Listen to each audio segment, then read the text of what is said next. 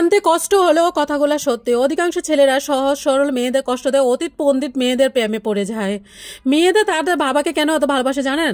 মেয়েরা জানে বাবা পৃথিবীতে একমাত্র ব্যক্তি যে মেয়েদের কখনোই কষ্ট দিবে না। মেয়েদের মনের কান্না এক বিছানা শুয়ে থাকা মানুষটিও কখনো বুঝতে পারে না। মেয়েরা কখনো মনে কষ্ট দিও না, রাগারাগি হলে তাকে বুঝাও, তাকে শান্তভাবে, তাকে তোমার মনের কথাগুলো বলো, সময় দাও তাকে, দেখবে তার মতো আর তোমাকে কেউ ভালোবাসতে পারবে না। আসলে মেয়েদের চাওয়া পাওয়াগুলো নিজের একান্তই থেকে যায়, কখনো তাদের মুখে চাওয়া পাওয়াগুলো প্রকাশ পায় না। তাদের যেন কোনো স্বপ্ন বা আশা থাকতেই নেই। তাদের জন্য যেটা থাকে সেটা হলো অন্যের জন্য বেঁচে থাকা, জন্মের পর মা বাবার জন্য, বিয়ের পর স্বামীর জন্য, আর মা হওয়ার পর সন্তানের জন্য। মেয়েদের জীবনটা বড়ই অদ্ভুত, তাই না? মানিয়ে নিতে নিতে, মানিয়ে চলতে চলতেই জীবনটা শেষ হয়ে যায়। প্রথম নিঃশ্বাসটা শুরু হয় বাপের বাড়ি থেকে, আর শেষ নিঃশ্বাসটা শেষ হয় স্বামীর বাড়িতে। মেয়েদের জীবনটা কি অদ্ভুত, তাই না? একটা মেয়ে চাইলে নিজের ইচ্ছে মতো ঘুরতে পারে না, পছন্দের জায়গায় ঘুরাতে বেড়াতে পারে না, নিজের পছন্দের জিনিস নিজে বেছে নিতে পারে না। মেয়েদের স্বপ্নগুলো জন্মের সাথে সাথে যেন মরে যায়। আমাদের এই পুরুষকান্তি আমাদের মেয়েদের স্বপ্নগুলোকে কোনো মূল্য দেওয়া হয় না। মেয়েদের জীবনটা সত্যি আজব, চেনা নেই, জানা নেই, কখনো দেখা নেই, অথচ সেই মানুষটাকে আপন করে নিতে হয় বিয়ের পর। আসলে কি মেয়েরা নিজ ইচ্ছাতে স্বামীর বাড়িতে যায়? তাকে যেতে বাধ্য করা হয়। একটা মেয়ে যেই বাড়িতে ছোট থেকে বড় হয়, সেই বাড়িটা বিয়ের পরে একদিন তার কাছে আত্মীয়র বাড়ির মতো হয়ে যায়। নিজের আপন বাবা মা ভাই বোনকে সারা জীবনের জন্য পর করে দিতে হয়। শ্বশুর বাড়িতে গিয়ে নানান রকমের অসম্মুখীন হতে হয়।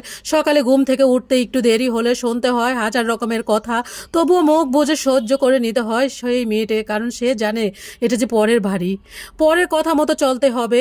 আর মেয়েরা জানে কিভাবে পরিবারের মানুষের সাথে নিজেকে খাপ খাইয়ে নিতে হয়। কষ্ট হলে সব কিছু মানিয়ে নেয়, কারণ সে জানে সে মেয়ে, তার ভালো লাগা খারাপ লাগার কোনো মূল্যই নেই। জীবনে কিছু কথা থাকে, কে বুঝবে সেই কথা, তার মনের কষ্টগুলো?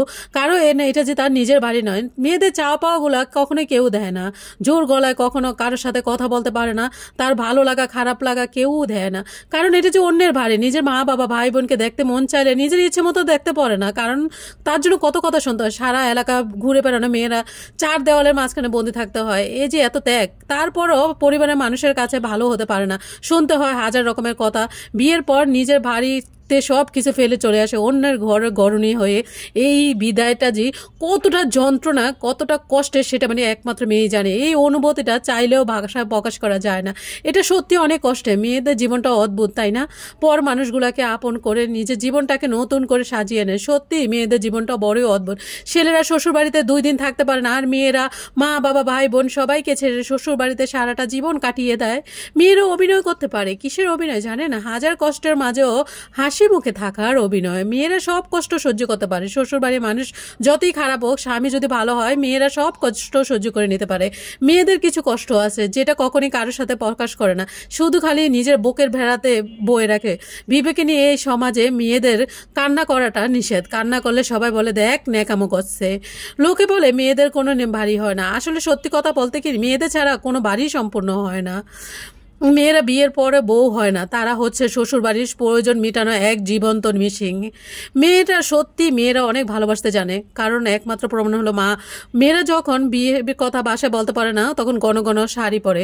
ফর্সা মেয়ে তো রূপবতী, কালো মেয়ে হয় মায়াবতী। জন্মের আগে পৃথিবীর আলো না দেখাও বারণ। মেয়ে নয় ছেলে চায়, এটাই দাবি।